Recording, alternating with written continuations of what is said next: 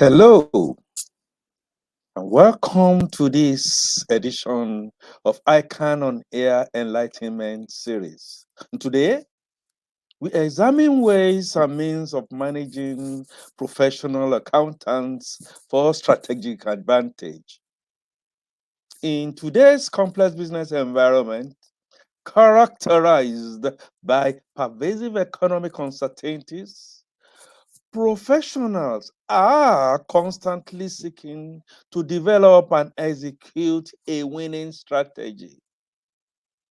Most forward-looking professionals, realizing that distinctive human capital are critical in orchestrating a winning performance, now focus more attention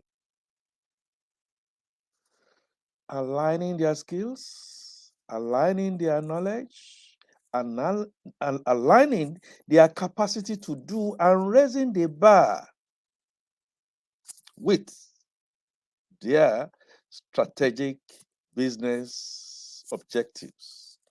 The Institute of Chartered Accountants of Nigeria, as a professional sine qua non, first amongst equals in the disciplined professions, realizing this, it decides that yes, we must tune up and up our professionals to be ready to get into the winning edge. And so we got a guest to come and help us look at this subject critically.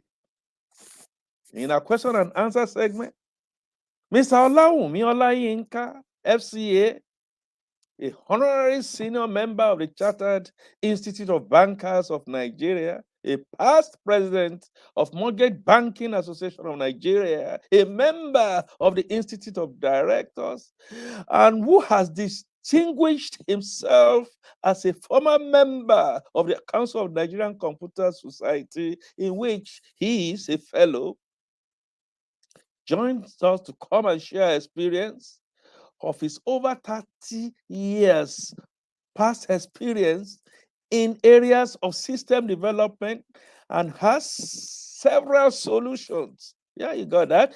Got several solutions developed on Oracle platform to his credit. More we are going to unveil on our guest very shortly. Also, on this segment of our program, we let you into our ICAN diary of events.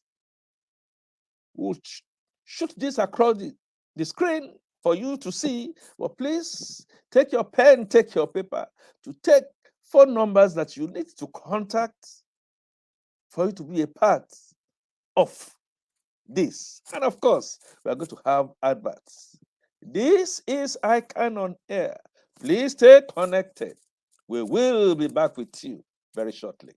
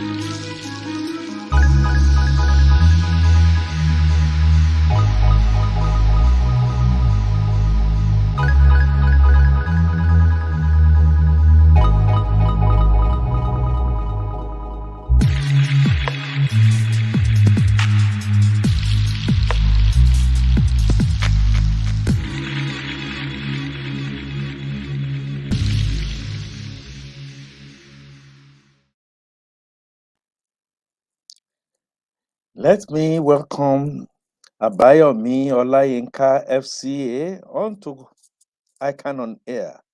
Mr. Abayomi Olayinka, you are most welcome. Thank you very much, Chido. And Thank thanks you for very bringing much. me to the program, Beautiful, beautiful, beautiful. And Mr. Abayomi Olayinka and some of our online guests.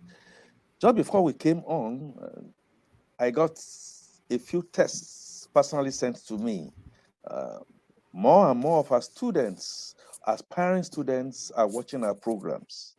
And so many of them ask one interesting question: what is it to be a chartered accountant? We may assume, we may feel that these are traits, questions, motherhood questions. Some want to jump, of course, that happens all the time, from some other profession into the accountancy profession. And so, in setting the templates that we are going to be used for our discussion on the subject of managing professional accountants for strategic Mhm. advantage, may I ask you,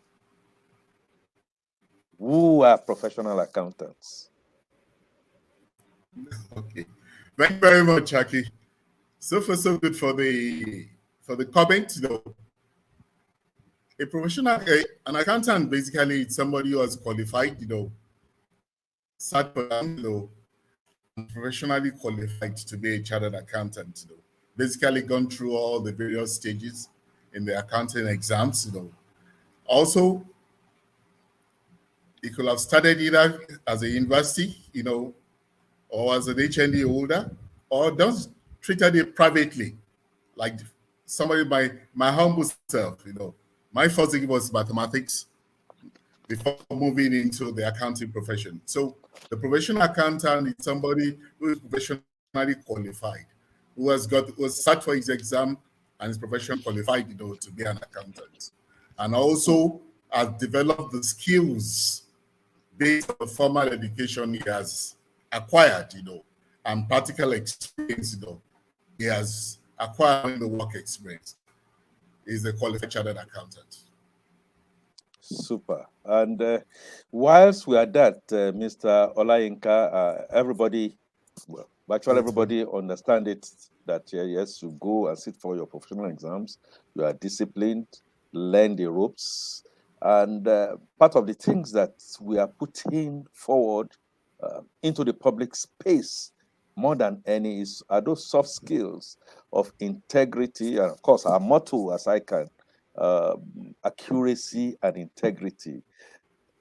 How does this sit with you in terms of mentoring some of these young people who wants to come into accountancy, who perhaps see accountants or chartered accountants or professional accountants as, I mean, depending on how you want to term them, as a quick means of making money without taking cognizance of those soft skills?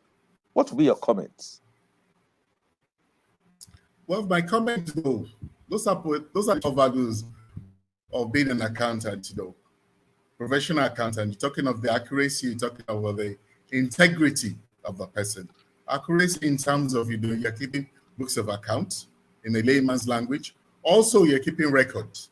You need to have some forms of accuracy so that because people depend on those records you're keeping, people depend on those figures you're pushing out and those reports, and they rely on it in making and taking decisions on the well-being of various organizations. And integrity comes into being. If you're somebody that is wayward or funny, you will not direct the organization in the right way. You may give misleading information, which will not go well, as a professional accountant. So it's very key for us, to have those two key values, accuracy and integrity are very key for us in everything that we do. Excellent. Excellent, excellent. Thank you for accentuating that, which is the same chapter, new chapter that the ICAN profession has now brought to bear. Still talking of definition of terms. What is strategy and how is it different from a policy? Okay, well, strategy is a military word, if I may start from there. I'll give a slight definition using the military sense of it, and then also I'll give the business decisions, definitions coming to be.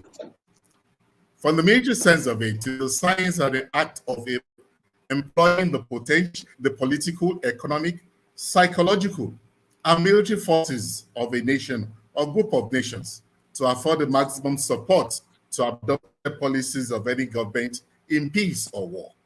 We can look at what's happening in Russia and Ukraine today. You know, the Russians are deploying all the hardwares, all the men. They have more resources, while the Ukraine is using the media effectively. All these are various strategies towards achieving, their various goals.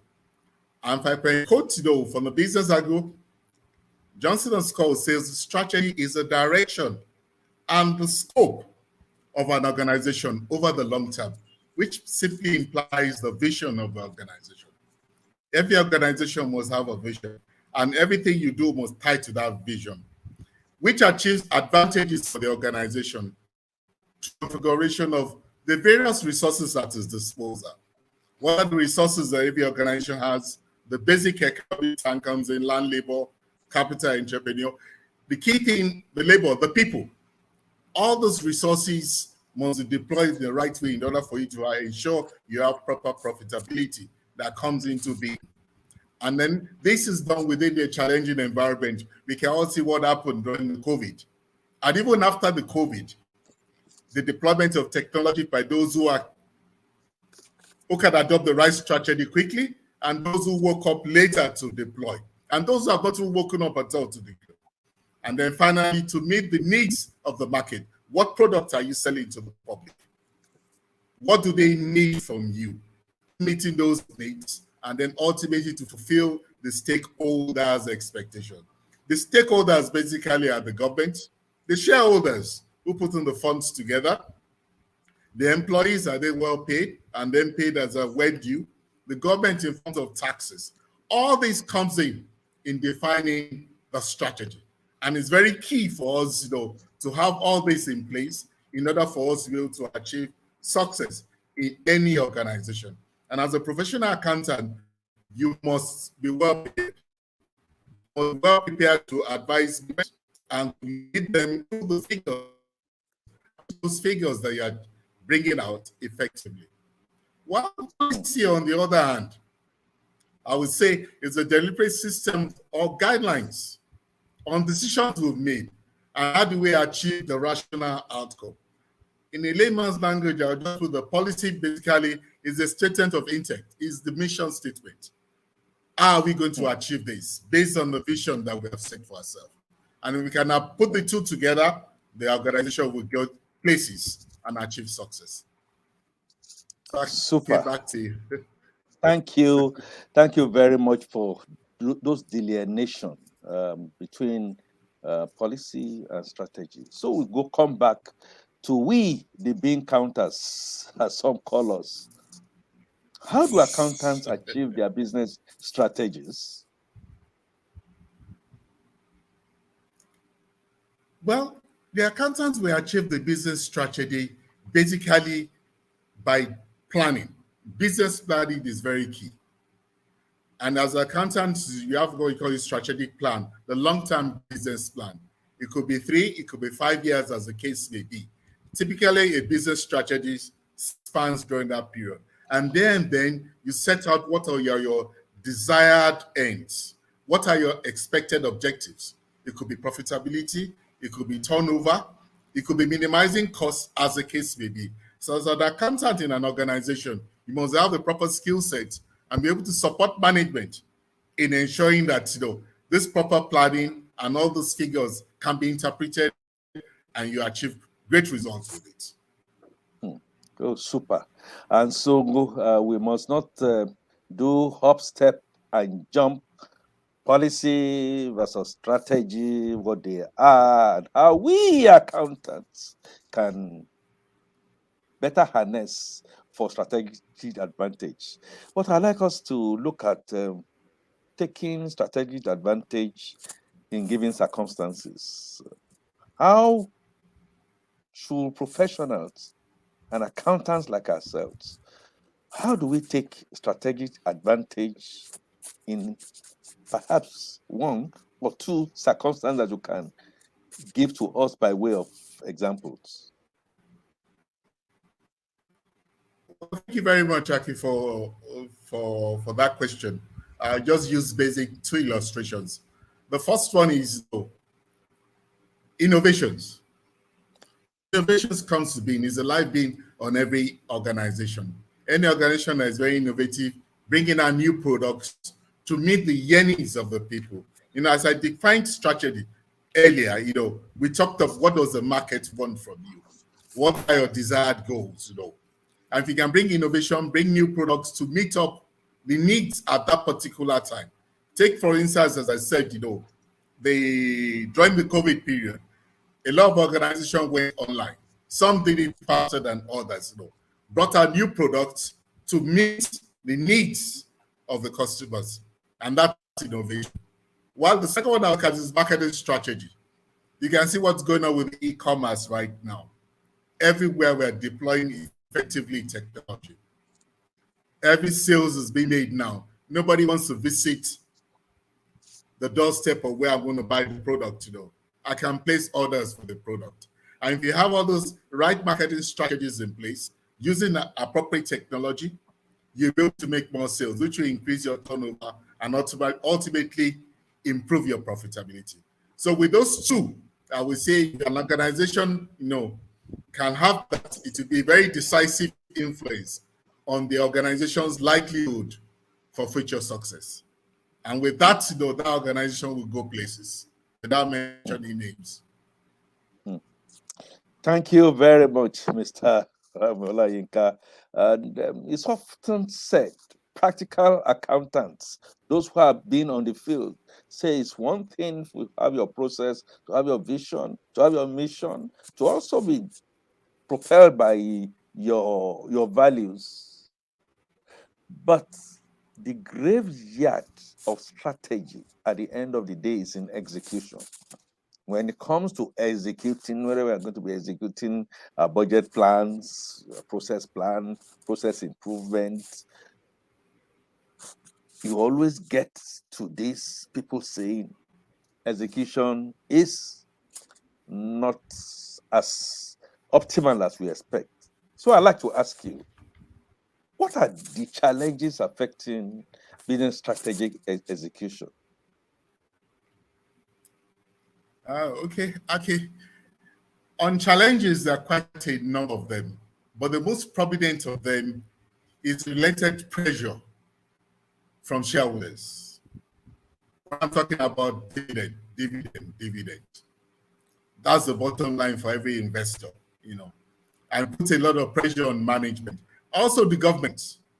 Governments now, they want results. They want more companies to be profitable so that they can earn more tax. Tax is the in thing because right now we're running a lot of budget deficits here and there, and we need to block those loopholes.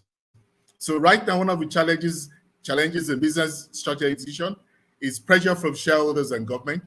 Two, increased complexity in every organization. The bigger the organization is, it brings more problem because you have functional units within the various organizations. You need to create the right products. You need to create the right product and services that can span all the various organizations and also even geographical boundaries. Someday you're making some production in Lagos while you are doing canning in you get your raw materials from Kano, as the case. Do you marry all this so that you can effectively work? To be executing complex change programs. Change is inevitable in everything we do in life. Once you're not ready for change, you're not ready for business. You're also not ready, for your people to act. So in particular, in case where management is towards reward-based system, it will be difficult to get any department to run at a loss at any point in time and say, okay, they will make profit later. They want to do business strategy. They still want to be making profit now. So the key thing is how do you get the buy-in? How do you convince them to belong? It's very key.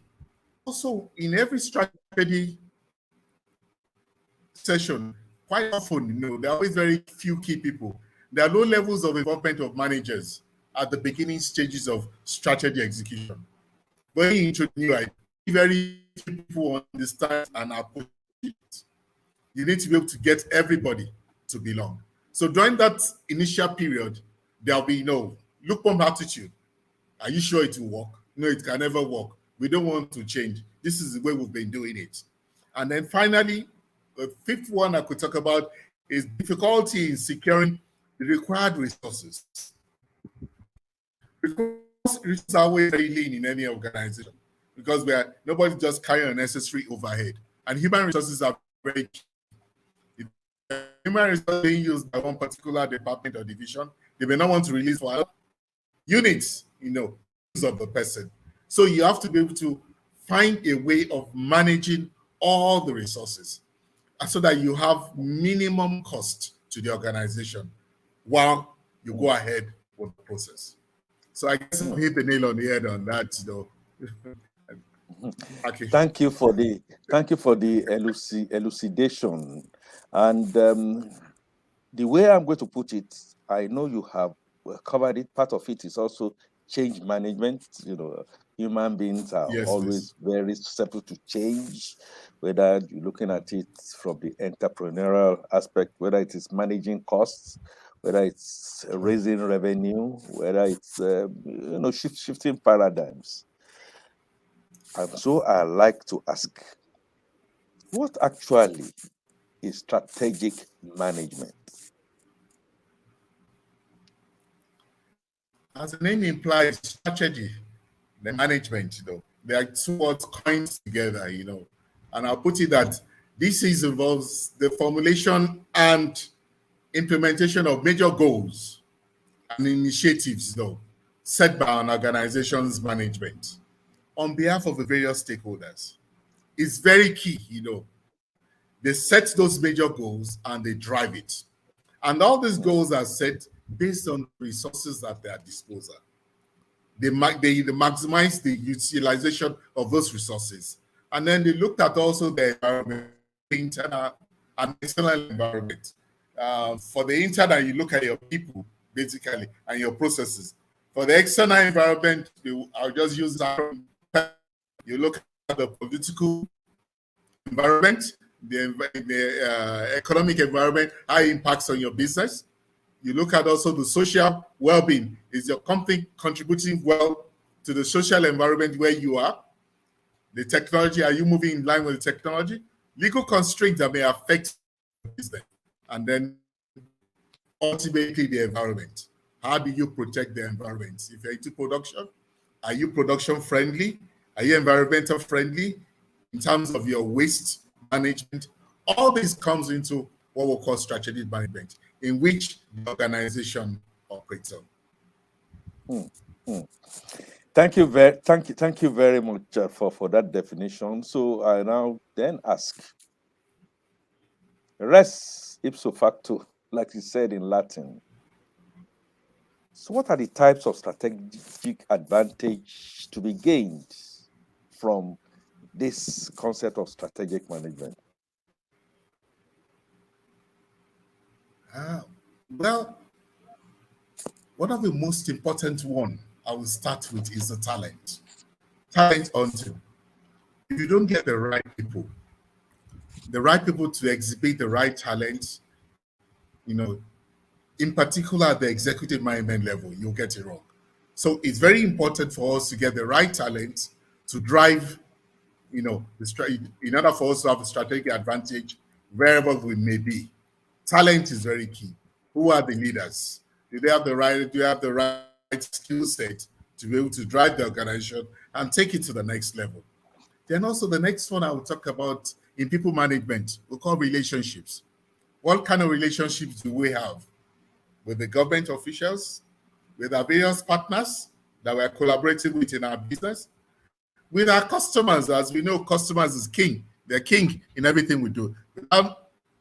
Without customers, the organization just winds down. And then the community, are we community friendly where we operate? Do we reach out to take care of their needs? Also, we look at the cases of tax. Are we working in an environment where we take tax into consideration in order for us to take a strategic advantage? Are we producing in a tax haven area or where we enjoy pioneer status so that we have a lower tax rate to be paid for various services we render in terms of our profitability? And this will give us a lot of profitability. We also look at the processes. Are we deploying appropriate technology? Technology is key in everything that we do. And when you deploy technology appropriately, you'll be able to reduce redundancies. And ultimately, your processes will be done at the lowest cost.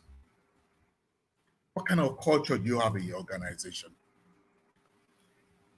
Members of staff who take pride in the organization, that organization will go places. Without mentioning names in here,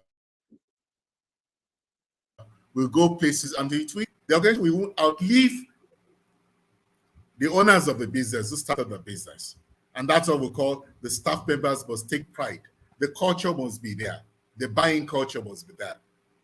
Also, ability of the organization to respond to change, introduce new products, design new products and services with high passive values so that they can add value and they can meet the yearnings of the market. Ultimately, also, we talk of the brand. Branding is very key. Is your brand well known in the market? If the brand is not well known in the market, how do we create visibility for that brand? We all know there's some basic brands there without mentioning names, though. We all know they do. And you can build your reputation on that. When you get the right sets, the right people to move along with you. Then also capital. I'll just use an illustration for this. If you have an hotel that has long front, it will definitely have a strategic advantage over one that doesn't have. Because you can be able to attract patronage either from the sea or from the land.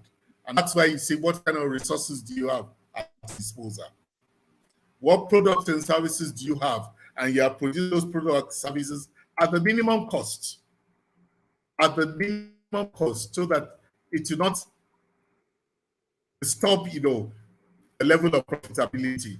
And finally, what kind of business model are you on? E-commerce company, they deploy on several platforms. While if you're just selling the natural in the natural way, you just have some few outlets you're selling to. You be true distributors. But we're not saying, look, the guy who is running on e-commerce on several platforms will definitely make more sales than you do. All this helps in having proper strategic, becomes a strategic advantage. And then your cost. An organization that has 5% of its revenue on administrative costs will be far better than one that has up to 30 to 35% of its admin costs, of the administrative cost from its revenue. It will be able to run more efficiently. And finally, we should look to measure level of productivity and efficiency. Measure the amount of work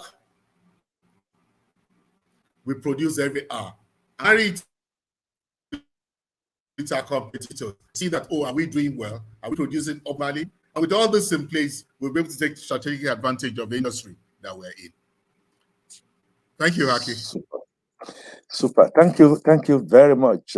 Just seeing a bit of glitch here and there. Please, we will ask online participants to please bear with us while that will be killed. If you're just joining in, this is ICAN on Air. And today we are looking at the topic, managing professional accountants for strategic advantage. You have questions, please fill them, type them out, and Mr. Olayinka, FCA, will be able to tackle some of the specifics that you may have. Please send your questions and contributions. Our guests can respond to them. Uh, I saw an inquiry from one of our online participants was asking, uh, could he get back to this after this program? Yes, can get it on a ICAN social media platforms, YouTube, Facebook. Just type ICAN on air. You could see this and some of our past editions. So sending your questions, we'll be able to tackle them. So, Mr. Naomi, I need to now ask this question. Who is a strategic leader? And can a professional accountant become one?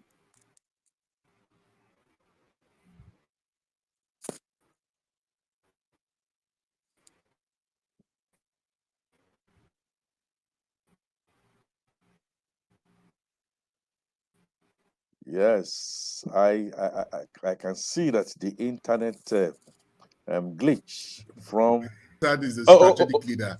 He or she. okay, Okay. Mr. Olayinka. Am Okay, I on now? okay, we can hear you now. Okay. Yeah. I can go ahead. Yes. You got the Okay. question? You know. Okay. Yeah. Yeah, what I said earlier was that every professional accountant is a strategic leader. And I will say yes to that. And I'll first start by defining who is a strategic leader. Is somebody who has the ability to let others to voluntarily make decisions that enables the prospects for the organization long-term success. That means that you'll be able to achieve the vision of the organization. A strategic leader drives the process, drives the people towards achieving what the bigger picture, which is what the vision of the organization. And in doing this, whether in the short or the long term, you are still maintaining short-term financial stability. We can't just afford to be making losses. As I said, a lot of shareholders are Jews, they want dividend. So as a strategy leader, you must be able to marry the vision and the mission, and now you also take care of what shareholders and the stakeholders to ensure that everybody is happy. I want to use a example quote by a great man and during the Second World War. That's Winston Churchill. He said the pessimist difficulty in every opportunity. I cannot work. No, it's not possible. But an optimist sees the opportunity in every difficulty. And that's just what happened during the COVID.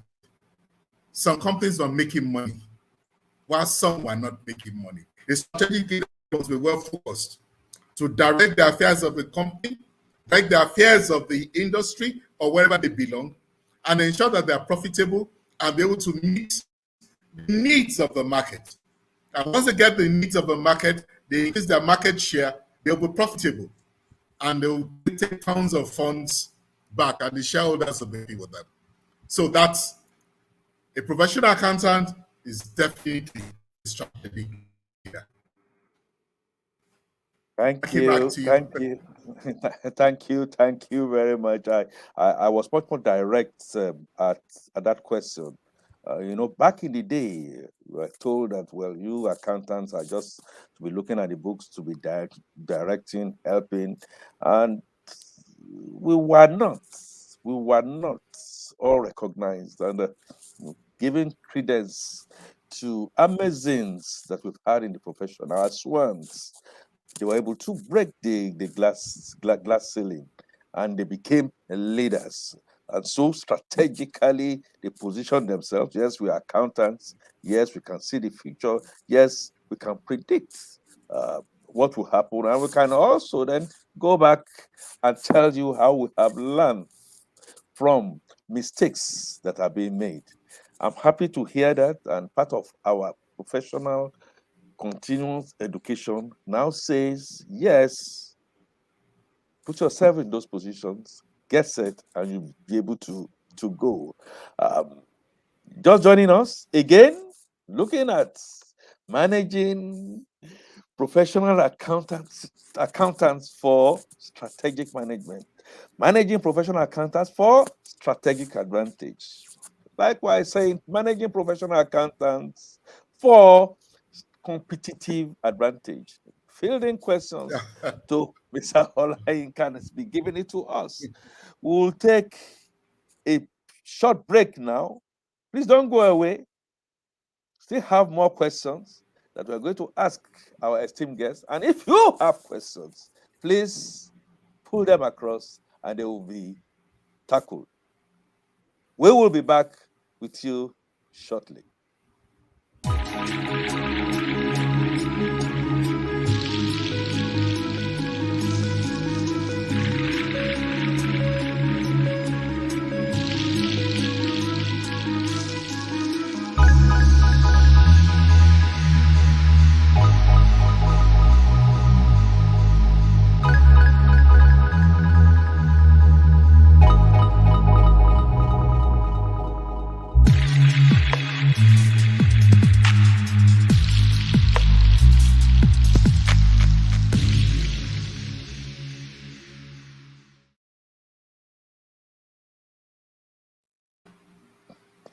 You are welcome back.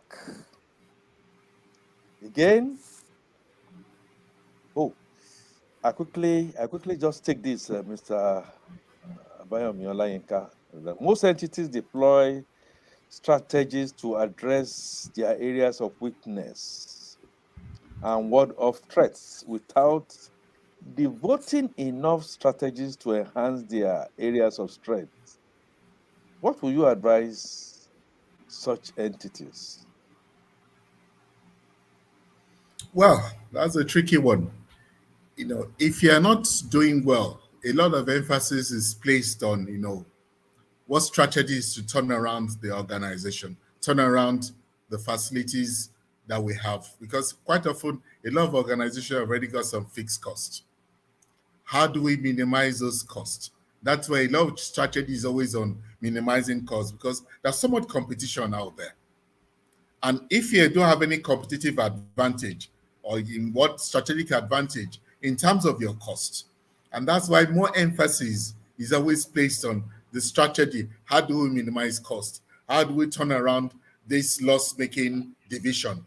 How do we make them more profitable? More emphasis is always placed on that. But on the other hand, too, the organization that is doing well, but they've not been able to get to the optimum level, also need to deploy enough strategy in order for you to be able to take that your organization to the optimum point where you'll be, because you have peers in the industry. And luckily for us, with the concept of Google and the rest of them, you can do comparison. You can compare company to company. You can compare industries. You can compare companies within various industries, and you can see whether they are competitive in their costing, in their return on investment. A lot of data out there for a lot of investment managers. So for a lot of companies, yes, I'll put more emphasis on, let me drive my costs and let me ensure that, look, I don't have any loss-making venture that will be bringing down the profits I've made from other divisions. I'll place more emphasis on that. But also, those who are making money, those divisions, ensure that you get the optimum return on investment from them. Because by the time you marry the two together, the organization will go places. Mm, mm. Excellent. Thank you I hope very to much. satisfy the yeah. Yes, thank you. And thank you for that very incisive questions, Dr. Abel. Saying now, when I started, okay. Before I ask that question, again, another one from Dr. Saying that professional accountants think figures and trends. How can we get them to see the values are now created by intangible assets? Sorry, take that again, sir. Okay. I didn't hear the last Yes. sentence. Okay. Well, it says professional accountants think figures and trends. How Okay. can we get them to see that values are now created by intangible assets? Intangible assets, goodwill, patents, and the rest of them. They are still all assets. which are key, We all know professional accountants are people with numbers. But numbers, you must be able to have the skill set to be able to interpret those numbers. And when you have those proper skill sets, you'll be able to manage those intangibles. I'll be able to marry your recommendation with the values you are expecting. I said something earlier about the environmental factors that may affect our organization. How environmental friendly are we? I mentioned that. Are you the one pouring effluence, destroying the environment? Those are the value system. What value system does your organization have?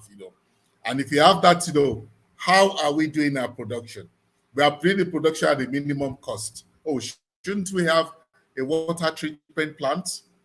Or shouldn't we have a waste disposal treatment plant in order for us to treat our effluents before we discharge it? Because right now, take for instance in Lagos, the lagoon is very dirty. Everybody's just dumping things there. So you can look at the value system. What value system is coming to bear on the organization, and how are we treating the environment that we all live in? Because one way or the other, we are all destroying the environment. So that's where I would take that, So as a professional accountant, we was able to marry the two and recommend appropriate measures for management to deal with it. Thank you very much, and thank you, Dr. Hussain, for that question. So I was going to now ask you, Dr. Abayomi Olayinka, that Not you doctor lead yet, the... too. Oh, wow. Okay, FCA.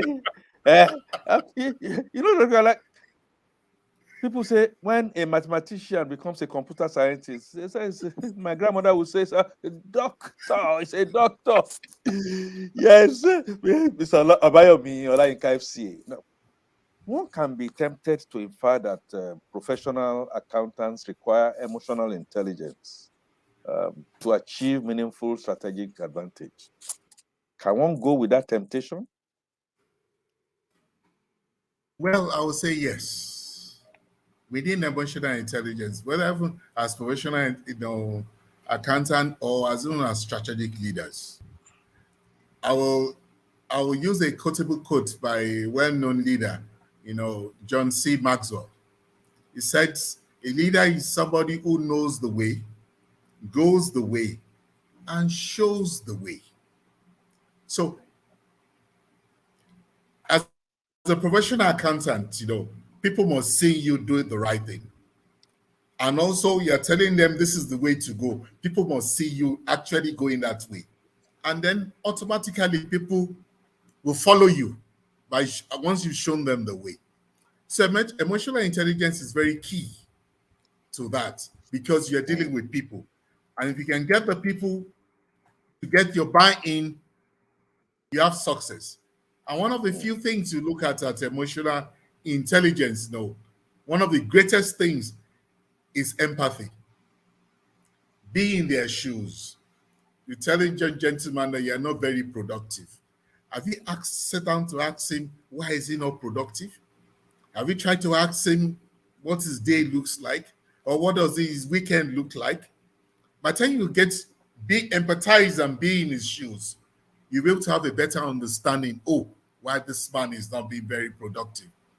Also, we need to recognize and understand our own emotions. Once we can understand our own emotions, we are good to go. That is, no matter how much people, try to get me angry, I still keep my composure. Also, we need to be able to influence the emotions of others. And that goes to the way we carry ourselves, influence the emotion of others. Everybody is crying, something has gone wrong. And the next thing is, why don't you come?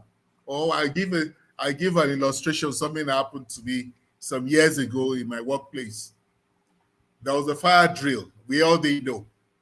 And everybody ran helter skelter from the fourth floor.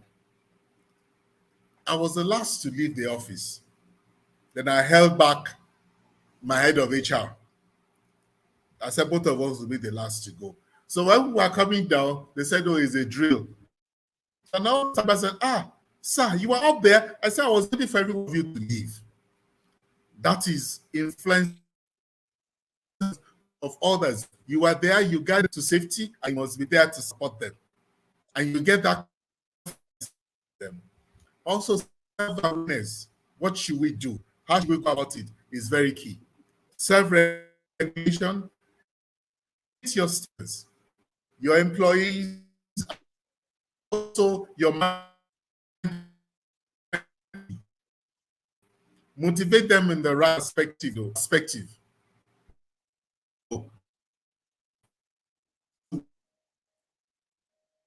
Work from home. Can they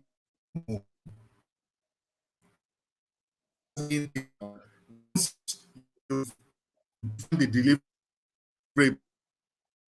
deliverables? Deliverables are in work from home. Oh, Only just once a week drop. Then what kind of social skills can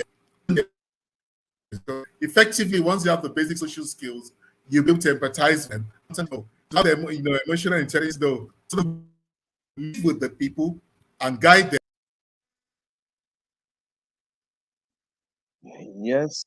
Obviously, we are having some internet glitches from our esteemed guest. My belief is that he will soon join us. And if you are still on with us, please send in your question. We'll be able Hello, to. Okay, yes. Uh, can, and can, thoughts, yeah. can you hear me? Can you hear me? Okay, Yeah, I all right. can hear you.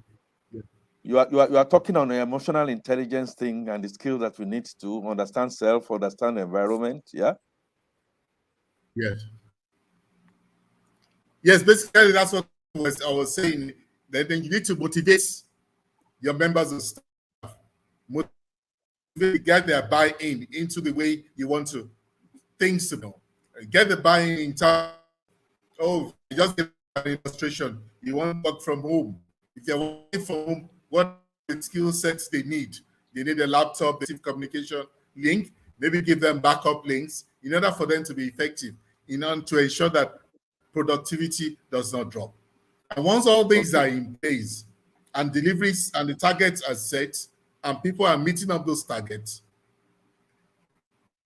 everybody will buy into with you. They will share your vision and the vision of the organization, and the rest will be for the organization.